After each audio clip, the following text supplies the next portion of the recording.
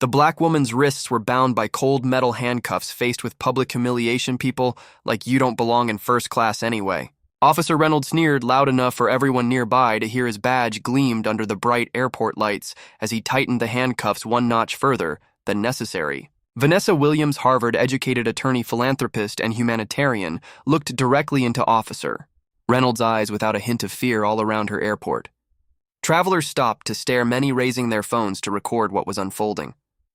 Reynolds tightened the handcuffs one notch, beyond necessary a small. Petty cruelty meant to assert dominance to inflict discomfort without leaving evidence. Officer Vanessa said, her voice steady and clear, "You're making a mistake you'll regret very soon." Reynolds laughed, another cop with a power trip. This was another black woman he thought he could intimidate, but he had no idea who she really was. He couldn't have known that the woman he was treating like a criminal was more than just a black woman.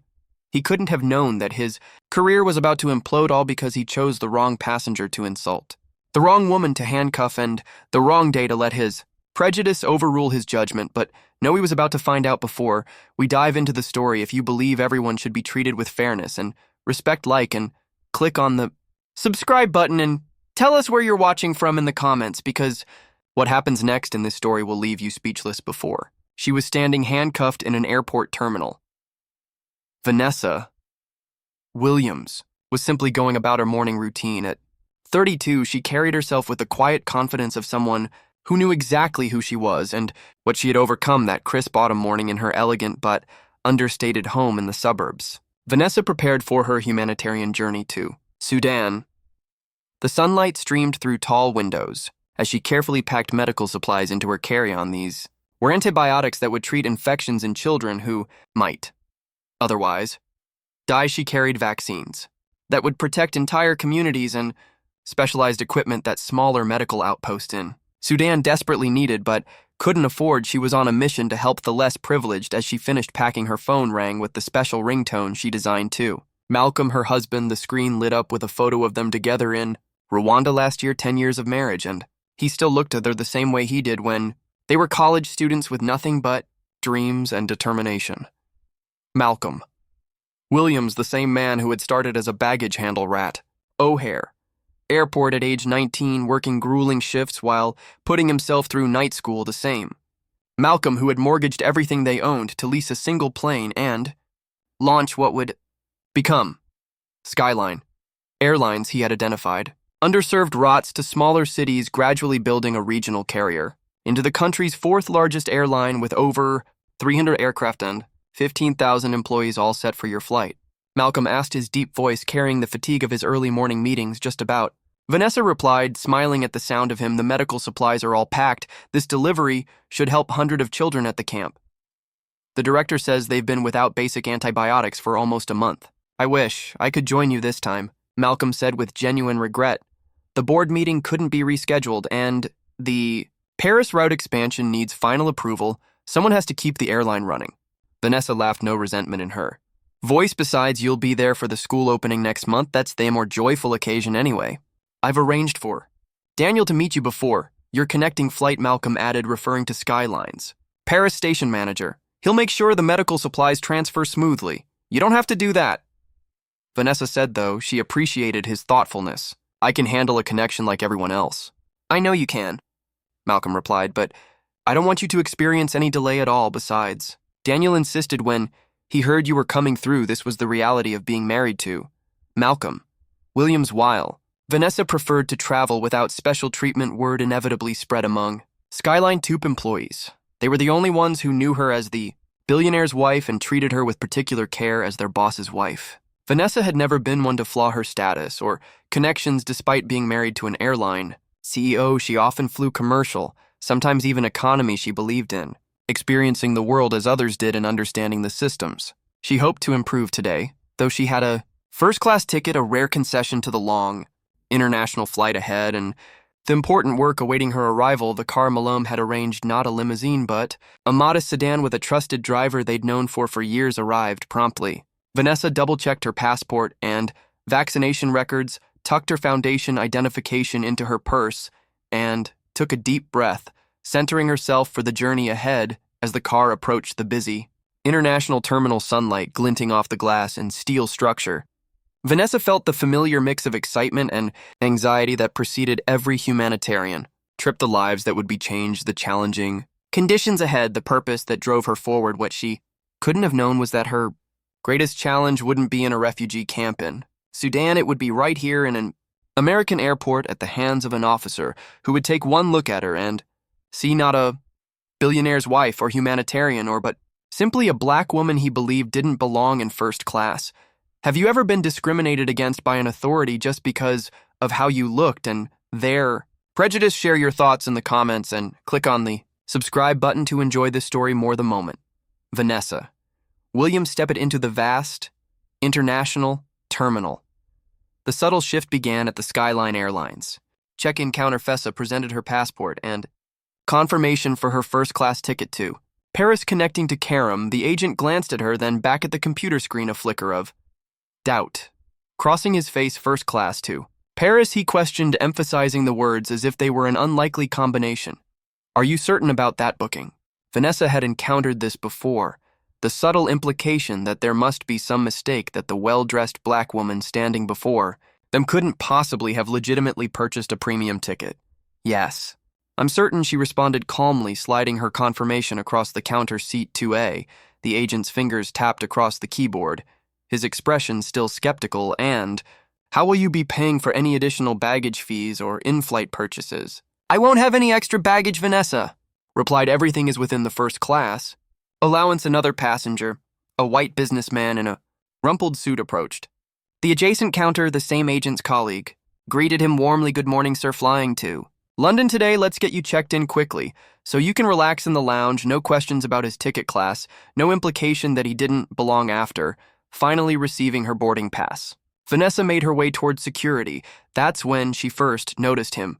Officer James Reynolds, 45. He carried himself with the swagger of someone who enjoyed the power his uniform provided. Reynolds stood at the entrance to the security lanes, directing passengers. A white family with small children express lane right. This way, a group of business travelers. Priority screening to your left. An elderly Asian couple looking confused, his voice rising with impatience. Regular screening that way, Vanessa observed as Reynolds directed every white passenger with a priority boarding pass to the expedited screening lane. When a Hispanic man in a business suit presented his first-class boarding pass, Reynolds scrutinized it carefully before reluctantly waving him through with her first-class ticket and priority access. Vanessa approached the expedited screening lane. Reynolds immediately stepped into her path. Regular screening is that way, ma'am, he said firmly, pointing toward the longer line where the wait appeared to be at least 30 minutes. I have priority access, Vanessa replied politely, showing her boarding pass. First class. Reynolds didn't even glance at the document. We need to verify that. Please step aside. Verify what exactly? Vanessa asked, her voice still composed but firm. My boarding pass clearly shows priority access, ma'am. I decide who needs verification. That's my job. Step aside or you'll be delaying other passengers. Vanessa stood her ground, noticing that a small crowd was beginning to observe the interaction. Officer, I've noticed that you've allowed every other passenger with priority access through without verification. I'm simply requesting equal treatment. Reynolds' face hardened. Are you accusing me of something? I'm making an observation, Vanessa replied calmly. A white woman in her 50s with a supervisor badge approached. Karen Matthews, the terminal operations supervisor, alerted by another officer about the potential situation. Is there a problem here? Matthews asked, her ease darting between Reynolds and Vanessa. I'd like to report what appears to be discriminatory treatment, Vanessa said. I've been denied access to the priority lane despite having a first-class ticket, while others with identical documentation have been allowed through without question. Matthews barely looked at Vanessa's boarding pass. Officer Reynolds is following security protocols. Some passengers are selected for additional verification based on security algorithms. And what algorithms would those be? The Nessa asked. Karen shifted uncomfortably. I'm not at liberty to discuss security procedures, but I can assure you it's random selection, Vanessa replied, her eyebrow raised slightly. I've been observing for 10 minutes, and the pattern doesn't appear random at all. Ma'am, questioning security procedures can itself be flagged as suspicious behavior, Karen said, her tone carrying a warning. Reynolds seemed pleased by the supervisor's taste support. You've been selected for additional screening step this way. As Vanessa was led to a separate area, she noticed other travelers watching, some with sympathy, others averting their eyes, the universal response of those who witness injustice but prefer not to get involved. The additional screening area was set apart, visible to other travelers. The humiliation public by design. Reynolds snapped on. Blue latex gloves with deliberate slowness. Open your carry-on, he ordered as Vanek complied. He began removing items one by one, examining each with exaggerated scrutiny. When he reached the medical supplies, his eyebrows raised. That's a lot of medication, he commented. What are these for? Their donations for a refugee camp in Sudan, Vanessa explained. I have all the proper documentation and import permissions. Reynolds barely glanced at the papers she offered. Seems like a lot of trouble to go through. Most people just enjoy their vacations without all this baggage. It's not a vacation, Vanessa corrected him. It's humanitarian work? Reynolds smirked as he continued his search. Humanitarian work in a first-class seat, that seems wasteful. The comment was designed to sting, to imply that Vanessa's presence in first class was somehow fraudulent or inappropriate. My travel arrangements aren't relevant to security screening. Vanessa replied, her patience being tested, but her composure intact. Reynolds continued his invasive search now, examining her personal items with inappropriate thoroughness. Designer luggage, first-class ticket, humanitarian work. Interesting combination. He held up her boarding pass, examining it again with theatrical suspicion. These first-class tickets cost thousands. Interesting career in, what did you call it, humanitarianism? The implication was clear. He didn't believe someone like her could legitimately afford such a ticket. The comment lingered in the air, heard by nearby passengers and other officers. Vanessa took a deep breath, centering herself before responding. Officer? Reynolds, she said, noting his name badge for the first time. I understand you have a job to do, but your comments about my appearance, my ticket class, and my profession are inappropriate and irrelevant to security procedures. Reynolds' face flushed with anger at being directly challenged. I decide what's relevant to security, ma'am, he said, his voice hardening, and right now your attitude is becoming a concern. It was the moment the professional tension transformed into something personal. The moment Officer Reynolds decided that this well-spoken black woman needed to be taught a lesson about questioning his authority. Reynolds continued his inspection of Vanessa's carry-on with deliberate slowness, stretching what should have been a 5-minute procedure into an ordeal approaching 20 minutes. Each item was removed, examined, and set aside with theatrical suspicion. The medical supplies, clearly labeled and professionally packaged, received particular scrutiny. What exact are these? Reynolds demanded, holding up a box of antibiotics. As I've explained twice now, those are amoxicillin. Donations for the refugee camp. Medical center. Vanessa replied, her voice steady despite her growing frustration. The documentation is right there in the clear folder. Reynolds barely glanced at the paperwork. Pretty expensive medications. Who's paying for all this? The Williams Foundation. Vanessa answered, we partner with pharmaceutical companies for donations. Reynolds questioned with asmirk, so you work for this foundation? I'm the co-founder and executive director, Vanessa clarified. Reynolds let out a dismissive chuckle. Executive director, flying first class to deliver medications? Seems like those donations could go further. If you flew, coach, or is that beneath you? The comment hung in the air. The first openly disparaging remark, designed to humiliate rather than investigate several nearby passengers, shifted uncomfortably, recognizing the comment for what it was. My travel arrangements are irrelevant to security screening, Vanessa stated firmly. I'd appreciate it if you would focus on legitimate security concerns rather than making judgments about my flight class. Reynolds' expression hardened at being directly challenged. He moved closer, intentionally invading Vanessa's personal space. You know what? I've noticed in 15 years doing this job, he said, voice lowered but still audible to those nearby. First class is usually for people who can afford it, not people like you. The words landed like a physical blow. There it was, the naked prejudice behind the random screening, not about security at all, but about a black woman in a space where officer Reynolds believed she didn't belong. A collective intake of breath from observers confirmed the line had been crossed. Even in 2025, such blatant discrimination was shocking when witnessed in broad daylight. Vanessa's composure wavered for just a moment before she gathered herself. I'd like to speak to your supervisor immediately, she stated, her voice clear and unwavering. My supervisor is busy, Reynolds replied dismissively. Then, I'd like to speak to their supervisor. Vanessa persisted. Your comment was inappropriate and discriminatory. Reynolds' face flushed with anger. You're becoming destructive, ma'am. Interfering with security procedures is a federal offense. The threat was clear: comply and accept the humiliation or face escalating consequences. Vanessa looked directly at Reynolds, measuring her response carefully. I understand security procedures. Officer Reynolds. I also understand my rights, ASA Traveler. Your personal comments about my appearance and assumptions about my economic status are not part of legitimate security protocols. You don't belong here, he shouted. You people always think you know your rights, Reynolds said, abandoning all pretense of professional conduct, always ready to play the victim card when you're just being asked to follow the same rules as everyone else, you people. Vanessa repeated the phrase, hanging in the air like a toxic cloud. Reynolds realized his mistake too late. The mask had slipped completely now. Rather than backtrack, he doubled down. You heard me, he said, voice rising, entitled. People who don't know their place making everything about race when it's about attitude. Your attitude is the problem here. Karen. Matthews, the supervisor who had earlier dismissed. Vanessa's concern stood at the periphery, clearly aware of the escalating situation, but making no move to intervene. Vanessa spotted her and called out, Miss Matthews, I need to speak with you about Officer Reynolds' conduct. Matthews pretended not to hear, turning away to speak with another employee.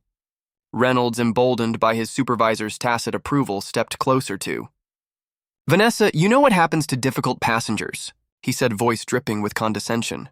They miss their flights. Security concerns can take hours. Tours solve sometimes days, sometimes they end. Up on no-fly lists, it was no longer about security. It was about punishment for questioning, authority for refusing to accept humiliation quietly. Are you threatening to prevent me from boarding my flight because I questioned your discriminatory treatment? Vanessa asked, each word precise and measured. Reynolds smiled, a cold expression devoid of humor. I'm explaining the consequences of continued non-compliance and disruptive behavior with calculated deliberation. He began repacking Vanessa's belongings, mixing items together, disorganizing the carefully arranged medical supplies. Oops, she said with false concern as he accidentally knocked over a container of medication. Security can be messy. Sometimes it was the pettiest form of power, the ability to create inconvenience without consequence, to punish through 1,000 small humiliations. For Vanessa, it was the moment of decision. She had endured the discriminatory treatment, the inappropriate comments, the disregard for her rights, all while maintaining her composure, but watching the medical supplies being deliberately mishandled crossed the line. Those weren't just her possessions, they represented life-saving treatments for vulnerable children. You need those medications to remain organized and intact, she said firmly. They're properly labeled for distribution at the medical. Camp should have thought about that before. You decided to be difficult. Reynolds replied, maybe next time you'll show proper respect for the process. The public humiliation was reaching its crescendo. Reynolds' voice had gradually increased in volume, ensuring that everyone nearby could witness Vanessa's treatment. It was a display of dominance, the officer putting the uppy black woman in her place. Several passengers looked away, uncomfortable but unwilling to intervene. A few continued recording, documenting the abuse of power unfolding before them. Then Reynolds made his fatal miscalculation. In fact, he said, hand moving to his handcuffs, your increasingly agitated behavior is concerning me. You're exhibiting signs of potential threat. I'm standing perfectly still and speaking calmly. Vanessa pointed out, how exactly am I threatening you? Reynolds' expression darkened that tone, those questions. The way you're standing in my professional assessment, you're become aggressive. The fabrication was transparent, creating a narrative of threat where none existed, laying groundwork for escalation from harassment to arrest. Are you seriously suggesting that asking questions about discriminatory treatment constitutes aggression?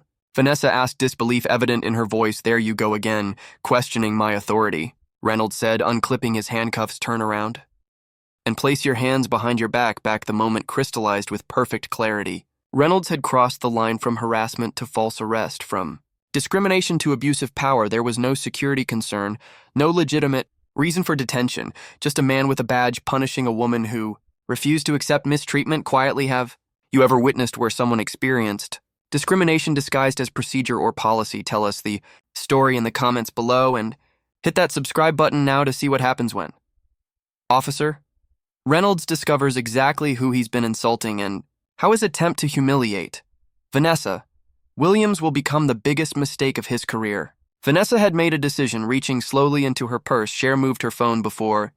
You place me under arrest on fabricated charges. I'd like to make one phone call, she said, her voice calm but resolute. This isn't a TV show. Reynolds mocked. You don't get a phone call until you're at the station, actually, Vanessa replied as, I haven't been formally arrested yet. I retain my full rights as a citizen. One call. Then you can proceed with whatever action you deem appropriate. Something in her tone, the absolute certainty, the lack of fear, gave Reynolds pause still. His ego wouldn't allow him to back down, especially. With an audience watching, go ahead, he said with a dismissive wave call. Your lawyer won't. Change the fact that you're about to miss your flight and spend the night in a cell with deliberate calmness. Vanessa dialed a number she knew by heart. When the call connected, she spoke clearly, her voice carrying to those nearby. Malcolm, it's me. I need you at Terminal B International. Department Security Checkpoint 7. Officer James Reynolds is attempting to arrest me on fabricated charges. No. I'm fine. I've remained completely calm. Yes, there are witnesses and recordings. I understand. I'll see you soon. Reynolds rolled his eyes, clearly unimpressed by what he assumed was a bluff husband coming to the rescue. How touching. Maybe he can visit you in the holding cell. What? Officer James Reynolds couldn't possibly know was that the man on the other end of that call wasn't just any concerned husband. He was Malcolm, Williams' founder and CEO of Skyline Airlines, the very company whose terminal they were standing in, the man whose quiet philanthropy and profound influence extended through every level of the aviation industry, from baggage handlers to board members, the man who at that very moment was ending a meeting with the governor to rush to his wife's side. Officer Reynolds had just made the most consequential mistake of his career. He had chosen, out of all the passengers he could have harassed that day, the one person with the power not just to end his career, but to transform the entire system that had protected him for 15 years. Officer James Reynolds had made his decision. The woman standing before him would be arrested, her dignity stripped away, her flight missed, her humanitarian mission delayed, all because she had questioned his authority, had refused to accept discriminatory treatment with quiet submission.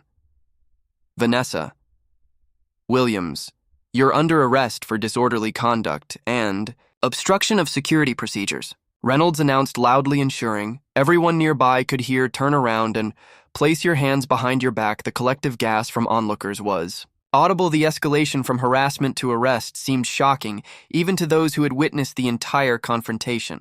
Vanessa's face betrayed no fear, no panic, just a profound disappointment in the system.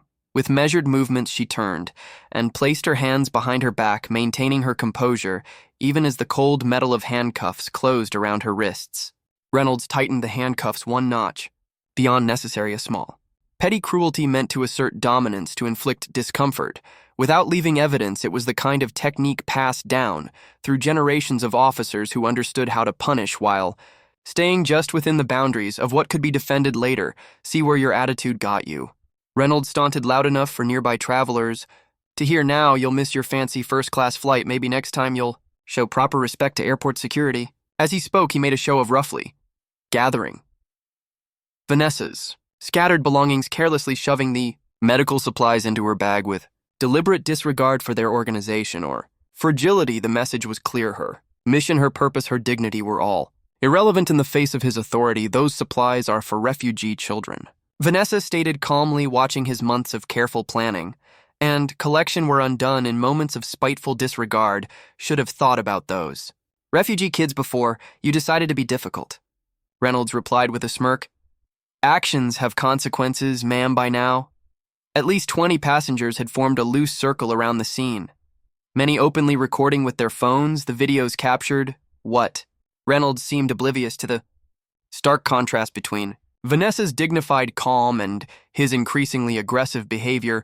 The footage showed no signs of the disorderly conduct he had claimed, no evidence of obstruction or threat. Just a woman standing perfectly still while being handcuffed and taunted.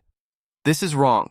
She didn't do anything, called out one passenger, a middle-aged woman clutching her boarding pass. Mind your own business unless you want to join her. Reynolds snapped back his hand, moving instinctively to his weapon, a threatening gesture caught on multiple cameras. Among the gathering crowd stood Jamie Ortiz, a 25-year-old customer service representative for Skyline Airlines. Unlike the other airport employees who looked away or pretended not to notice, Jamie stepped forward. Skyline ID badge prominently displayed. Officer Reynolds. Jamie said, voice shaking slightly but determined. I've been observing this entire interaction as part of my customer service duties. Miss Williams has remained calm and cooperative throughout. This appears to be a violation of both airport security protocols and Skyline's passenger rights policies. Reynolds turned to Jamie, eyes narrowing dangerously. Get back to your counter before you lose your job, kid. This is official. Police business, not customer service. I'm required to report any potential passenger rights violations. Jamie persisted, standing ground despite visible nervousness. And my supervisor would want to know about this situation. Immediately, your supervisor can take it up with me later, Reynolds said dismissively. Right now, you're interfering with an arrest, last warning, back off, or you're next. The threat hung in the air, naked intimidation of a witness attempting to intervene. Jamie hesitated, courage worn with self-preservation. Vanessa, still handcuffed, but remarkably composed, caught Jay's eye. It's all right, she said quietly. Thank you for speaking up, but please don't risk your position. This will be resolved soon. Jamie stepped back reluctantly, but remained nearby, continuing to observe and document the situation. Reynolds grabbed Vanessa's arm to lead her away, his grip unnecessarily tight, another small cruelty designed to demonstrate control without leaving marks. But as he moved to lead Vanessa away, something unusual began happening around them. The airport's atmosphere shifted subtly at first, then with increasing momentum. A call came through on Karen. Matthew's radio. She listened, her face draining of color armament. Later, her phone rang. She answered, listening intently before. Her eyes widened in shock. Yes, sir. Immediately, sir. I understand the severity, yes. I'll handle it personally. Across the terminal, other supervisors were receiving similar calls. Security personnel spoke urgently into their radios. Customer service managers huddled in concerned groups, glancing repeatedly toward the confrontation even. Reynolds' focused ash was on. Vanessa began to sense that something unusual was happening. Airport employees were moving with increased urgency. Radios crackled with coded. Communications managers appeared from offices, their expressions grave. Karen. Matthews approached her earlier, dismissive attitude replaced by barely concealed panic. Officer Reynolds, she said, her voice tight with anxiety. I need to speak with you immediately, not now. Karen, Reynolds replied impatiently. I'm in the middle of an arrest. James, this is Cirrus. Matthews insisted, using his first name for the first time. You need to pause this procedure immediately unless you want to join her for obstruction. Back off, Reynolds snapped. I know what I'm doing. Matthews' phone rang again, she answered, her hand visibly trembling. Yes, sir, he's still proceeding, yes. I understand he's refusing to, yes, sir. Immediately, she turned back to Reynolds' genuine fear now evident in her expression. James, release her now. This is coming from the highest level. Reynolds scoffed, his ego still blinding him to the shifting dynamics. The highest level? What did the airport director call you? I don't answer to administrative staff. Karen, I answer to the police department. James, please. Matthews pleaded now, desperate. You don't understand what's happening. Just trust me and remove those handcuffs. The commotion had attracted the attention of that Lieutenant Davis, Reynolds' direct supervisor, who approached rapidly. From across the terminal, his face was a mask of professional concern hiding unmistakable alarm. Reynolds, he called out sharply, stand down immediately. Reynolds turned, confusion finally breaking through his arrogance. Lieutenant Davis rarely appeared in the terminal unless something significant had occurred. Lieutenant, I'm handling a disruptive passenger. Who remove those handcuffs now? Davis interrupted, his tone leaving no room for argument. That's a direct order, but sir, I've already initiated the arrest process. She was interfering with security procedures, and now Reynolds. Davis's voice carried an urgency Reynolds had never heard before, and Prato. God, it's not too late. Bewildered but compliant, Reynolds produced the key and removed the handcuffs from Vanessa's wrists. She rubbed them gently, the only acknowledgement of the discomfort she had endured. Lieutenant. Davis turned to Vanessa, his demeanor transformed to one of profound professional respect. Miss Williams, I extend my deepest apologies for this incident. Your husband is arriving now. Reynolds looked between them and growing confusion. Her husband? Who the hell is her husband? The lieutenant's expression was a mixture of disbelief and dread. You didn't check her ID thoroughly, did you? You didn't recognize the name? Williams. Williams is a common name, Reynolds replied defensively. What does her husband have to do with anything before the lieutenant could answer a commotion near the terminal entrance. Drew everyone's attention. Airport security staff were creating a path through the crowded terminal. The airport director himself had appeared straightening his tie nervously. Reynolds watched in growing apprehension. As the crowd parted, something was very wrong. The confident certainty that had fueled his actions minutes ago began to crumble, replaced by the first tendrils of genuine fear. "Lieutenant," he asked, voice lowered, "who exactly is her husband?" "Lieutenant," Davis looked at Reynolds with a mixture of pity and anger. "Malcolm Williams," he said simply, as if the name alone should explain everything. Reynolds shook his head, still not comprehending him. "I suppose to know who that is," the lieutenant gestured toward the windows overlooking the airfield where dozens of aircraft bore the distinctive Skyline. Airline's logo beyond them stood the corporate headquarters building the name. Williams visible even at this distance. "Malcolm Williams," the lieutenant repeated slowly, "founder and CEO of Skyline. Airline's the company that employs half the people in this terminal, the man who sits on the airport. Authority board, the airline owner, whose name is on your daughter's college scholarship program," as understanding finally dawned on. Reynolds faced the lieutenant, leaned closer, his voice a harsh whisper. "You just handcuffed, insulted, and attempted to falsely arrest the wife of the most powerful man in this airport, and the cameras caught every second of it." Reynolds' face drained of color as the full implications hit him. The swagger, the arrogance, the certainty all vanished in an instant, replaced by the sickening realization of what he had done and who he had done it to. It wasn't just a career-ending mistake. It was a life-altering miscalculation that would strip away everything he had built over 15 years, his authority, his reputation, his financial security, all because he couldn't resist the urge to put a black woman in her place. And as Malcolm Williams entered the terminal flanked by airline executives and legal counsel officer James Reynolds finally understood the true meaning of consequences. The atmosphere in terminal be shifted palpably as Malcolm Williams entered. At 45, he carried himself with the quiet confidence of someone who had nothing to prove, the bearing of a man who had risen from baggage handler to airline CEO through sheer determination and vision. He wasn't a large man physically, but his presence commanded attention, radiating an authority that needed no badge or uniform. Tone force behind him walked four people in impeccable suits, Skylines chief legal counsel and executive team. Their expressions were professionally neutral, but their purposeful stride matched their CEO's resolute Pace Airport Director Robert Chen, who minutes earlier had been in a budget meeting, now rushed across the terminal, perspiration visible on his forehead despite the building's careful climate. "Control. Mr. Williams," Chen called out, slightly breathless. "I've just been informed of the situation. I want to assure you we're taking this extremely seriously." Malcolm barely acknowledged. Chen, his eyes scanning the terminal until he located Vanessa. The subtle tightening of his jaw was the only indication of the controlled fury he felt, seeing the marks on his wife's wrists where the handcuffs had been as Malcolm approached. "Officer." Reynolds stood, frozen, the color drained from his face. The dawning horror of his situation was written in his eyes, the gradual sickening realization that 15 years of unchecked power had led him to this catastrophic miscalculation.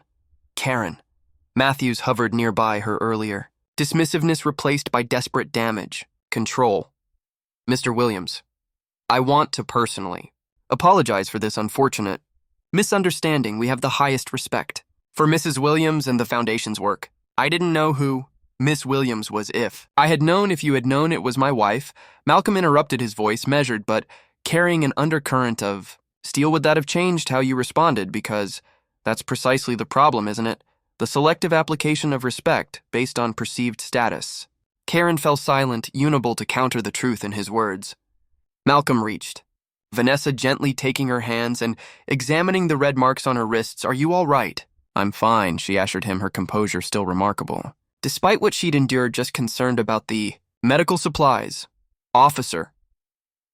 Reynolds was less than careful with them. For those watching, it might have seemed an odd priority to worry about medications rather than her own treatment, but it spoke volumes about Vanessa's character, about the mission that had brought her to the airport in the first place. Malcolm turned to face Reynolds, who seemed to physically shrink under his gaze. "Your officer." "Reynolds," Malcolm asked, though it wasn't really a question. "Yes, sir." Reynolds managed his earlier swagger completely evaporated. "You just attempted to arrest my wife on fabricated charges." Reynolds swallowed hard, sir. I'm really sorry it was a mistake, and misunderstanding. There was a security protocol that what security protocol involves telling a passenger that people like her don't belong in first class. Malcolm interrupted, his voice dangerously quiet. What protocol involves handcuffing a calm, cooperative traveler for questioning discriminatory treatment? Reynolds had no answer. The true magnitude of the situation was beginning to ripple through the terminal. Longtime airport employees recognized Malcolm Williams, and now, in a stunning twist of fate, the husband of the woman officer. Reynolds had chosen to humiliate. For those unfamiliar with the Williams story, it seemed like a scene from a movie. The powerful CEO rushing to defend his wronged wife, but the reality was even more remarkable.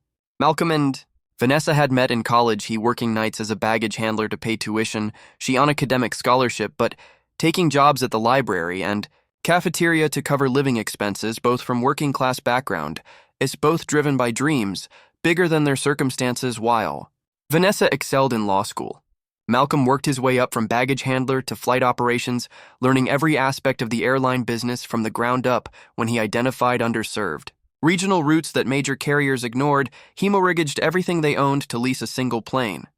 Skyline Airlines began with that one aircraft and 6 employees, including Malcolm as both CEO and occasional pilot. Vanessa continued practicing law, but devoted evenings and weekends to helping build the fledgling airline, reviewing contracts, negotiating landing rights, establishing the legal framework that would support their growth over 15 years through recession's fuel crisis and industry consolidation. Skyline expanded methodically.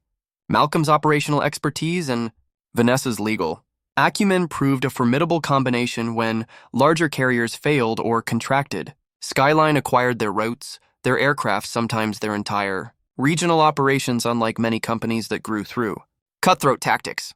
Skyline built a reputation for treating employees fairly. The baggage handler turned CEO never forgot where he came from when other airlines slashed benefits. Sky protected them when competitors outsourced jobs. Skyline kept them in-house, building loyalty that translated to customer service. The Williams Foundation grew alongside the airline, initially funding scholarships for employees' children, later expanding to international humanitarian work. Vanessa eventually left her law firm to lead the foundation full-time, bringing the same strategic thinking to philanthropy that had helped build the airline. Now that same couple stood in Terminal B. Vanessa with the marks of handcuffs still visible on her wrists.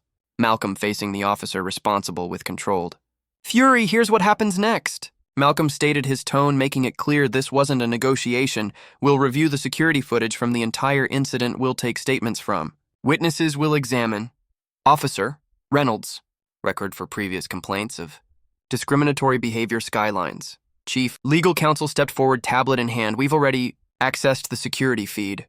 Mr. Williams, the footage clearly shows Officer Reynolds allowing white passengers with priority access through expedited screening while diverting passengers of color for verification. It also shows Miss Williams remaining completely calm throughout the interaction, contradicting any CL of disorderly conduct. Lieutenant Davis Reynolds' supervisor looked increasingly grim. We conduct a full internal investigation.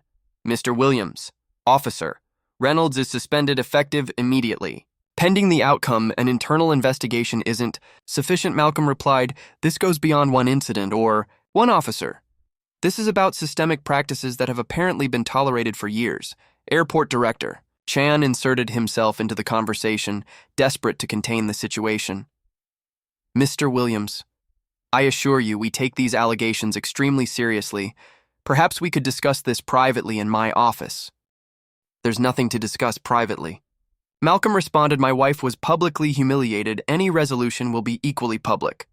Officer Reynolds stood alone, his world collapsing around him. 15 years of UN-checked authority of small cruelties, justified as security procedures of complaints dismissed, and behavior excused, all undone in 30 minutes because he chose the wrong passenger to target. His face registered the full realization of what awaited him. Suspension, investigation, possibly criminal charges for false arrest, certainly civil rights violation.